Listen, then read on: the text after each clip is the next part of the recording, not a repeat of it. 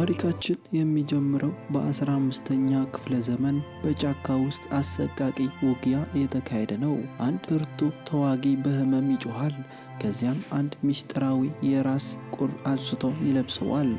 እንደገና ለመዋጋትም ይዘጋጃል። ይህ በእውነት በቤተ ክርስቲያን ውስጥ ሆና የምታየው ህልም ነው። በቤተ ክርስቲያን ውስጥ ያሉ ተገኘዎች በሙሉ ሴቶች ናቸው፣ ምክንያቱም ወንዶች በሲቪል ጦርነት ላይ ናቸው። ከቅዳሴ በኋላ የአን አማት ሞርዊን አንዲት ነፍሰ ጡር ሴት ትቀርባለች። ሆዷንና እጇን እየነካካች መልካሙን ትመኝላታለች። ነገር ግን ሴቲቱን አታልላ አንበሯን ለመስረቅ የተጠቀመችበት ተንኮል ነበር። ወደ ቤታቸው ሲመለሱ ሴቲቱ አንበሯን መጥፋቱን ትረዳ ይሆን ብላ ትጠይቃታለች። ሞርዊን ግን እሷ ብዙ ጌጣጌጥ አላት፣ እኛ ግን ምንም የለንም ስትል ትመልሳለች። በጫካው ውስጥ ሲያልፉ ድምፅ ሰምታ ዞር ትላለች። አንድ ፈረሰኛ በርቆስ ብሎ በፈረስ ሲሄድ ታያለች። አይኗንም ከእሱ ላይ ማንሳት አልቻለችም። ሞርዊን ትጣራለች። ጉዟቸው ይቀጥላል። ቤት ውስጥ አንዳንድ ዘሮች ትዘራለች። እጇ እየደማ መሆኑን ስታይ እንዳይታወቅባት ቶሎ ብላ ትታጠበዋለች። ከዚያም እራት አዘጋጃለች። እራቱም ተራ ወጥ ነው፣ ምክንያቱም ምግብ የላቸውም። የሞርዊን ጥርሶች ጤነኛ ስላልሆኑ ምግብ ለማኘክ ትቸገራለች። ስለዚህ ምግቡን አኝካ በሳህን ውስጥ ትተፋለች። ሞርዊንም ያንን ትበላለች። ሞርዊን ከተኛች በኋላ በድስቱ ውስጥ የቀረውን ፍርፋሬ ትበላለች። አልጋውንም ከሞርዊን ጋር ትጋራለች። ወዲያው ስለ ልጅነቷ ማለም ትጀምራለች። በጫካ ውስጥ ሁለት ወንዶች ልጆች ጋር ትጫወት ነበር። እንዲሁም በአንድ ወቅት ወደ ወደቀችበት የባህር ዳርቻ ይሄዱ ነበር። በማግስቱ ጠዋት ሞርዊን አንበሯንና ያደጉትን አትክልቶችን ለመሸጥ ወደ ገበያ ትሄዳለች። ይህ በእንዲህ እንዳለ ባለቤቷ ሸምስ ከጦርነት ሲመለስ በህልም ታያለች። ሸምስ ተንበርክኮ ራሱን እየጨበጠ በህመም ይጮሃል። ሚስቱን እርዳታ ይጠይቃታል። ሞርዊን ቀስቅሳ ህልሙን ታቋርጠዋለች። ሞርዊን ምግብ ይዛ በመምጣቷ ደስ ቢላትም ቀይ ሽንኩርቱን ስትከተክተው ግን የበሰለ ሆኖ ታገኘዋለች። ሞርዊን መሬት ላይ ከጣለችው በኋላ አንቺ እስካለሽን ድረስ ግድ የለኝም ትላለች። ማልቀስ ትጀምራለች። ሞርዊን እምነት እንዲኖራት ትነግራታለች። በኋላ ላይ ውሃ ለመቅዳት ወደ ባህር ዳርቻ ስትሄድ አንድ አሳ አጥማጅ ጀልባውን እያስተካከለ ሲዘፍን ትመለከተዋለች። ወደሱም ቀርባ የልጅነት ጓደኛዋ ያጎ መሆኑን ታውቃለች። ጦርነቱ አብቅቶ እንደሆነ ትጠይቀዋለች። እሱ ግን ጦርነቱ ለእሱ ብቻ እንደተጠናቀቀ ይነግራታል። ስለ ባለቤቷም ስትጠይቀው ያጎ ፊቱ ይለወጣል። በኋላ ላይ ሴቶቹ ያጎን ያበሉታል። ስለ ሸምስ ይጠይቁታል። ያጎ ጦርነቱ ምን ያህል አስከፊ እንደነበረ፣ ሁል ጊዜ በሞት በደም እና በስቃይ ተከበው እንደነበር ይገልጽላቸዋል። እሱ አሳ አጥማጅ እንጂ ወታደር አልነበረም። ወንዶች እርስ በርስ ቢገዳደሉም ምንም የሚለወጥ ነገር እንደሌለ ይነግራቸዋል። አንድ ምሽት ያጎ እና ሸምስ ወደ ቤታቸው ለመመለስ ከጦር ካምፕ ያመልጣሉ። በሚያሳዝን ሁኔታ ሸምስን በገደሉት ሌቦች ተከበቡ።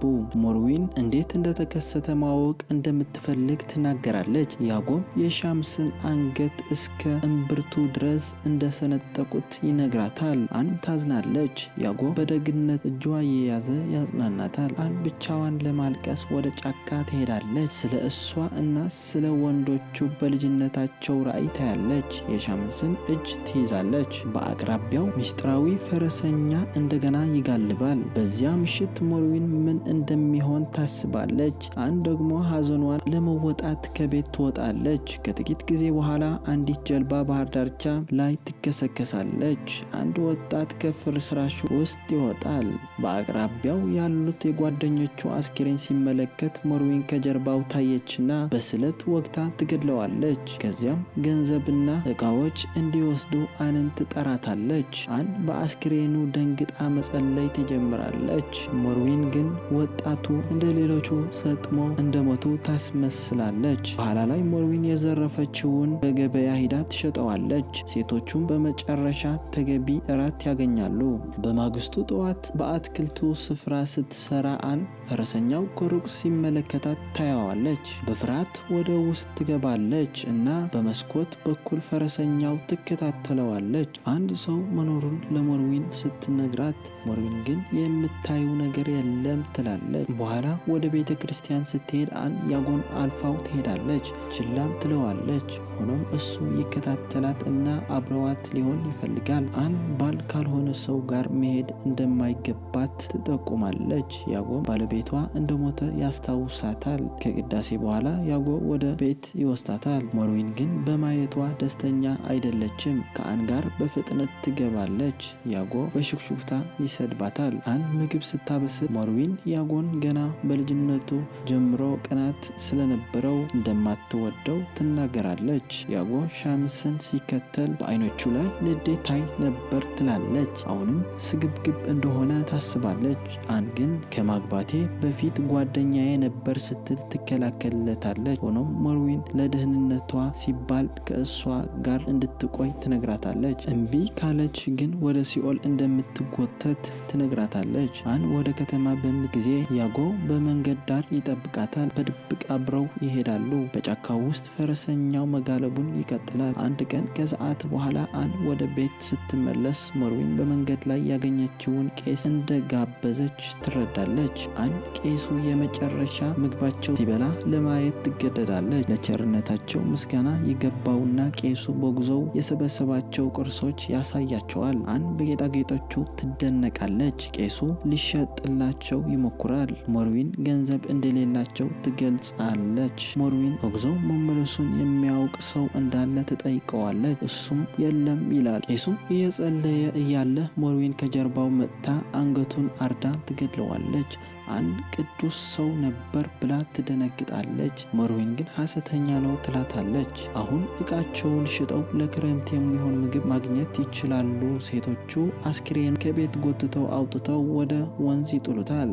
አን የደም እድፍን ለማጠብ ትሞክራለች፣ ነገር ግን አይለቅም። በዚያ ምሽት ሞርዊን ስለ ቄሱ መጥፎ ወሬዎችን ታወራለች። አን ግን መስመሩን እንዳለፈ ታስባለች። ሞርዊን ግን ራሳቸው ለማዳን አስፈላጊውን እንዳደረጉ ትነግራታለች። በማግስቱ ሞርዊን ወደ ገበያ ትሄዳለች። አን ደግሞ የደም እድፍን በቆዳ ትሸፍነዋለች። በዚያ ቅጽበት እንግዳ ድምፅ ትሰማለች። በጫካ ውስጥ ስትራመድ ኋላዋ የሚመለከታትን ሽማግሌ ታገኛለች። እሱ ምላሽ ከመስጠቱ በፊት ምስጢራዊው ፈረሰኛው በሰይፍ ይገድለዋል። አንም በፍርሃት ትጮኻለች እና ትሮጣለች። በመንገድ ላይ ትወድቃለች። ያጎ ሲያገኛት ስላየችው ፈረሰኛው ልታስጠነቅቀው ትሞክራለች። ያጎ ግን ማንንም አላየሁም ይላታል። ያጎም ያረጋጋታል። አን የአጋንንት ፈረሰኛ ቢነካኝ ሲኦል እገባለሁ ብላ እንደምትፈራ ትነግረዋለች። ያጎም በንግግሯ ተገርሞ ይስቃል። የሞርዊንን ታሪኮች ማመን እንደሌለባት ይነግራታል። እውነተኛ ሲኦል ሺዎች የሚሞቱበት ጦር ሜዳ ነው። ያጎ ለአን ያለውን ፍላጎት ይገልጻል እና በልጅነታቸው ይጫወቱበት የነበረው ቦታ እንድትገናኘው ይነግራታል። አን ወደ ቤት ስትመለስ ሞርዊን ውድ ልብሶች ለብሳ እንደ ንግስት ስትበላና ስትጠጣ ታገኛታለች። ሁለቱም እንደተለመደው አልጋ ላይ መሆናቸውን ታረጋግጣለች። ሞርዊን መተኛቷን ካረጋገጠች በኋላ አን ከቤት ትወጣለች።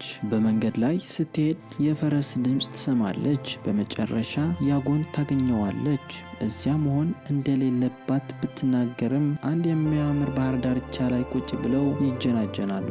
ጠዋት ላይ ያጎ አን አብራው እንድትኖር ይጠይቃታል። ሆኖም አን ሞርዊንን መተው ስላልፈለገች ያጎ ሞርዊንን ህይወቷን እንደምትጨርስ ይነግራታል። አን ተመልሳ ወደ አልጋ ትገባለች። ነገር ግን ሞርዊን አይታ የት እንደነበረች ትጠይቃታለች። አን ንጹህ አየር ለመቀበል እንደወጣች ትነግራታለች። ሞርዊን ያለ አንቺ እሞታለሁ እያለች ማባባል ትጀምራለች። ከጥቂት ምሽቶች በኋላ አንድ መንገደኛ በመንገድ ላይ ጋሪውን ይዞ ሲሄድ ሞርዊን አድፍጣ ትገድለዋለች። ሞርዊን አን የሰውየውን ኪስ እንድትፈትሽ ታደርጋለች። አንም የሰውየውን ኪስ ስትፈትሽ የፈረሰኛውን ቅርጽ የሚመስል ትንሽ የእንጨት ፈረስ ታገኛለች። በጫካ ውስጥም ፈረሰኛው ሰይፉን እያጸዳ ራእይ ያያል። በቤተ ክርስቲያን ውስጥ አን አዲስ የተወለደ ሕፃን ትመለከታለች። ከቅዳሴ በኋላ አን የእንጨት ፈረሱን ለሕፃኑ ትሰጠዋለች። ከሰዓት በኋላ ያጎ አንን ለማየት ይመጣል። ሞርዊን ትከለክለዋለች። ያጎ ሊገባ ሲል ሞርዊን ቢላ ቢላዋን ትደቅንበታለች። ያጎም አንን እንደሚጠብቃት ጮክ ብሎ ተናግሮ ይሄዳል። ሞርዊን ገብታ አንን ስታለቅስ ታገኛታለች። አን ወደ ቤተ ክርስቲያን ሄዳ ልቧ እንደተሰበረ ለማርያም ትናገራለች። ቤት ውስጥ ለሞርዊን የሚያስተኛ ሻይ ትሰጣታለች እና ጸጉሯን አሳምራ ወደ ያጎ ትሄዳለች። አብረው ይጫወታሉ። መጀናጀናቸው ይቀጥላሉ። ሞርዊንም ነቅታ አን አለመኖሯን ስታውቅ ፍለጋ ትወጣለች። ፈረሰኛው በህመም ሲወድቅ ሞርዊን በጀርባው ወግታ ትገድለዋለች። የራስ ቁሩን ስታወልቅ የሚገርም ነገር ትመለከታለች። ፈረሰኛው በእውነት ልጇ ሻምስ ነበር። ሞርዊን የገዛ ልጇ መግደሏን ስታውቅ በለቅሶ ታወካለች። በቤተ ክርስቲያን ያጎ ሻምስ እንደተለወጠ እና የራስ ቁሩን ከሰው እንደነጠቀ ይነግራታል። አን ያጎን በንዴት ትታው ትወጣለች።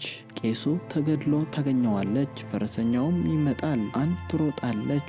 ነገር ግን ፈረሰኛው ስሟን ሲጠራ ትቆማለች። ድምፁ የሞርዊን ነው። ሞርዊን የራስ ቁሩን እንድታወልቅላት ትለምናታለች። አንም በመስቀል መታ የራስ ቁሩን ስትሰብረው የሞርዊን ፊት በቃጠሎ ተጎድቶ ይገኛል። ሞርዊን ይቅርታ ትጠይቃለች። በምድር ላይ የራስ ቁሩ ክፍሎች በአንድ ላይ ይመጣሉ። የሞቱት ሰዎች ነፍሳትም ሲመጡ ይታያል። አን ቤቱን በቤት ዕቃ ትዘጋለች። በመጨረሻ ሞርዊን ታወራለች። አን ያንን የተረገመው የራስ ቁርን በሳጥኑ ውስጥ አስቀምጣ ድምፁን ስታዳምጥ ይታያል። በተጨማሪ እንደዚህ አይነት ቪዲዮዎችን ሰብስክራይብ ማድረጋችሁ እና ኖቲፊኬሽን ማብራታችሁን እርግጠኛ ሁኑ። ስለተመለከታችሁ እናመሰግናለን። ፊልምኛ ሪካፕ